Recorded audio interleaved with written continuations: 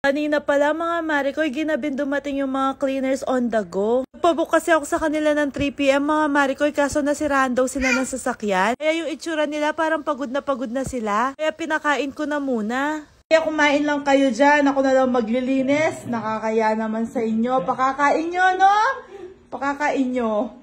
Pero syempre, joke lang yun. Ang sabi ko sa kanila, kumain lang sila, wag nila akong intindihin. Pagkatapos nilang kumain, mga Marikoy, nag-umpisa na silang maglinis dito sa taas. Yan nga pala si Jace nakikigulo, nagtataka siya kung sino sila. Sobrang naiya talaga ako magpalinis ng banyo. So sabi nila, naglilinis daw talaga sila ng banyo. Saka syempre, nakinig ako kay ate. Ang sabi niya, di naman daw masyado marami yung banyo namin. Medyo naninibago pa nga ako, mga Marikoy. Yan nga pala si Jace busy maglaro. Nibago ako kasi hindi ako yung naglilinis. Kaso kailangan na talaga ng bahay namin to. Kapag ako yung naglilinis, di ko naman nililinis lahat. Dahil nga inaalagaan ko pa si Jace tapos ang dami ko pang ginagawa. Saka itong cleaners on the go, bongga yung ginagawa nilang linis. Pati kasulok-sulukan mga Marikoy nililinis nila. Sabi nila mga Marikoy mag-relax daw ako, magpahinga ako kaso di talaga ako mapakali. Nilisilip ko sila lagi mga Marikoy at saka nangingialam din ako, nakikilinis din. Grabe, bumilib na talaga ako kasi napakintab ni ate. Dito sa kwarto sila medyo natagalan kasi natanggal yung kortina. Kaya inayos muna nila kahit di naman nila trabaho yun. Nang beses kong ginawa to sa bahay namin mga Marikoy. Tignan nyo naman yung salamin mga Marikoy, napaka-clear na. Buti na lang talaga itong si Jace tahimik lang dito sa kwarto niya. Yun lang nga, di namin mapapalinis yung kwarto niya kasi nandun siya. Tapos ngayon ko lang natuklasan na kulay silver pala to. Alam ko nga mga Marikoy, mabilis lang yung paglilinis na gagawin nila. Pero dito pa lang sa kwarto mga Marikoy, ubos na yung isang oras. Pang ini-edit ko nga to mga Marikoy, maririnig nyo yung vacuum kasi naglilinis pa sila hanggang ngayon. Papabook talaga ako ulit sa kanila mga Marikoy kapag malapit na umuwi si Daddy Tano. Yes, tama kayo na narinig. Uuwi na si Daddy Tano for good. I-announce ko na talaga para di na magbago yung isip niya. Charot lang mga Marikoy, malapit ko nang matapos tong vlog ko pero di pa rin sila tapos. Yung paglilinis na ginagawa nila mga Marikoy di madalihan. Masasabi ko lang is napakapulido. At pasok na pasok sa panlasa ng tatay ko, charot. So kapag naglilinis ako tapos nakita ng tatay ko, uulitin niya yung paglilinis. Ganon yata yung mga matatanda, gusto pulidong pulido. Anyway mga Marikoy, nandito na pala sila sa baba. Sabi, alam nyo yan, diba? Araw-araw ako naglilinis. Pero bakit ganon? Ang dami pa rin nilang duming nakuha. Yung iba, kinukuha pa nila. Kaya mga Marikoy, di talaga ako nagsisisi nang nagpabook ako sa kanila. Araw na rin kasi kami sinisipon ni Jace. At ayan siguro yung dahilan mga Marikoy, yung dumi na di namin nakikita. So yun daw magpalinis, basta kaya nilang puntahan, pupuntahan nila. Yung mga cleaners on the go, wala na akong masabi, matatapos pa ba kayo maglinis? Sumagot naman sila mga Marikoy, malapit na daw sila matapos. Diba kumikintab yung salamin namin? Tapos nagpanggap muna ako na kunwari madam daw ako.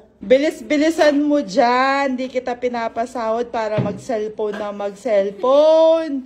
Bilisan mo dyan. Pero syempre mga Marikoy, joke-joke lang yun. Di naman ako madam para mag-ganon-ganon. Sabi nila konting kuskus na lang daw tapos na sila. Pagkatapos nga nila mga Marikoy, pinakuha ko sila ng drinks nila tsaka makakain. Nga malayo pa yung biyahe nila tsaka wala akong pang tip ng cash kasi nga kuripot ako. Tapos umalis na sila. Yun lang. Bye-bye!